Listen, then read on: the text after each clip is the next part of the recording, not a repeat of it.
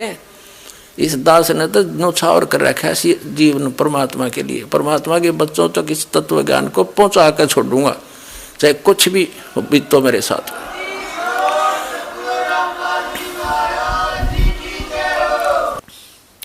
और ये महर्षि दयानंद के अनुयायी विशेषकर जो इस आर्य समाज के अंदर कुछ पद प्राप्त हैं, जो प्रवक्ता हैं, आचार्य हैं, वो अब भी इस सत्य को आंखों देखकर भी ना स्वीकार करना चाहते हैं और न ही समाज को करने देना चाहते हैं, जिसके परिणाम स्वरूप इन्होंने क्रोथा कांड करवाया। ऐसा जालिम कर्म ज्ञान का उत्तर ज्ञान से देना चाहिए, लठों से नहीं। वो तो दुष्ट लोग होते हैं जो हिंसा करते हैं। सतलोक आश्रम क्रोथा को चारों तरफ से गिरवा दिया इन अपने अनुयायियों से, झूठ बोल कर, सच्चाई से परिचित ना करवा के। और 3 दिन तक वहाँ सत्संग के लिए उपस्थित भक्तों को वो परेशानी दी, उसको याद करके कलेजा मुंह को आता है। यहाँ आश्रम के अंदर नवजात शिशु, रोगी व्यक्ति, बूढ़े बुजुर्ग आते हैं। पूर्णिमा का अवसर था, सत्संग सुनने के लिए भक्तजन आ रहे थे। कुछ आ चुके थे क्योंकि 9, 10, 11 का सत्संग था जुलाई 2006 में। तो उन दुष्ट लोगों ने आने वाले भक्तों को पीटा, बहन बेटियों के साथ बदतमीजियां की और पुलिस वहाँ साथ खड़ी थी, क्योंकि हरियाणा का जो मुख्यमंत्री है श्री भूपेंद्र सिंह, ये भी आर्य समाजी है। इन सब को इन्होंने भ्रमित किया, आचार्यों ने, जनता को भी, मुख्यमंत्री को भी, कि आश्रम के अंदर बहुत बुरा कर्म होता है। सच्चाई नहीं बताई कि दयानंद के अज्ञान की खाल तार दी, उनको भ्रमित किया। और जिस कारण से पुलिस के समक्ष मुख्यमंत्री की सलाह से 3 दिन तक वो परेशानी पैदा की, हाहाकार आश्रम में मची रही। रोगियों को दवाई नहीं, बच्चों को दूध नहीं, क्योंकि बाहर से कोई भी सामग्री अंदर नहीं आने दी। और 3 दिन भूखे प्यासे भय के वातावरण में जीवन व्यतीत किया। और 12 जुलाई 2006 को, सन 2006 को आक्रमण करवा दिया, चारों तरफ से घेर लिया आश्रम को। आश्रम में उपस्थित भक्तों ने उन बूढ़े बुजुर्ग, रोगी और नवजात शिशुओं की और लेडीज की, बहनों की रक्षा के लिए हवाई फायर किए। और तीसरे दिन हमारे ऊपर एक झूठा केस बनाकर 302 का हमें जेल में डाल दिया, आश्रम छीन लिया, लुटवा दिया। पुलिस की प्रेजेंस में चोरियां करवा दी, एसी तक उठवा दिए। तो पुण्यात्माओं,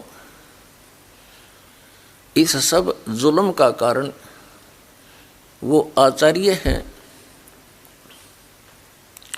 वो प्रवक्ता हैं,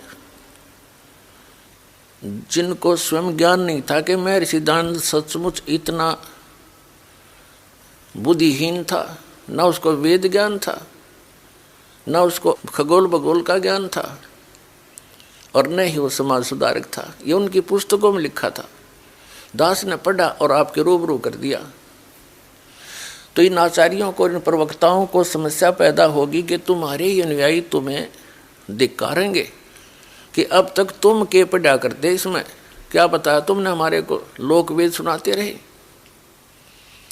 इस डर से इन्होंने जनता का ध्यान बांटने के लिए क्रोथा कांड करवा दिया। इन्होंने जब देखा कि रामपाल फंसा नहीं, आदमी कोई मरा नहीं, और ये तो बात बिगड़ गई। आश्रम का नाश करने के लिए, प्रचार बंद करवाने के लिए इन्होंने स्वयं ही एक व्यक्ति को मार डाला, क्योंकि शराब प्या के बदमाश ला रखे थे, स्वयं भी इनके अनुयायी आए हुए थे। तो इन्होंने सुनियोजित तरीके से वो जुल्म कर दिया। उस मृतक के सब लक्षण प्रत्यक्ष करते हैं कि आश्रम से चली गोलियों से उसकी मृत्यु नहीं हुई। ये लैब जो लेबोरेटरी होती है जहाँ से सरकार ने खुद जांच कराई है, उस लेबोरेटरी की रिपोर्ट में FSL रिपोर्ट वो बताते हैं, उसको बोलते हैं, उसमें स्पष्ट किया गया है। हम आश्रम के अंदर बैठे थे, आश्रम से बाहर नहीं गए, हमारे ऊपर आक्रमण किया गया। SDM रोहतक अपने आदेश में लिखता है कि मैं भी वहाँ उपस्थित था और उपस्थित पुलिस ने वहाँ पर जो प्रोटेक्शन में थी बहुत बचाव करने की चेष्टा की, लेकिन भीड़ उग्र थी, वो काबू नहीं आई। तब पुलिस ने मुझे राय दी कि इसको कब्जे में ले लिया जाए, आश्रम को खतरा है, और मैं भी सहमत था इस बात से, क्योंकि मैं वहीं पर था, SP DC भी वहीं पर थे। आश्रम कब्जे में ले लिया गया। फिर झूठा केस बनाया गया कि पंचायत आई थी रास्ता खुलवाने के लिए, रास्ता जाम वो खुद कर रहे थे। तो ऐसा जुल्म इन लोगों ने किया हमारे साथ। वो तो परमात्मा ही इनको सजा दे या इनाम दे, भगवान पर छोड़ते हैं, लेकिन हम अपने परमात्मा पर गर्व करते हैं कि उन्होंने ऐसे जुल्म किए, फिर भी हम सुरक्षित, और आज ये ज्ञान शिखर में पहुंच गया। इन सब फिटे मुँह हो जाएंगे।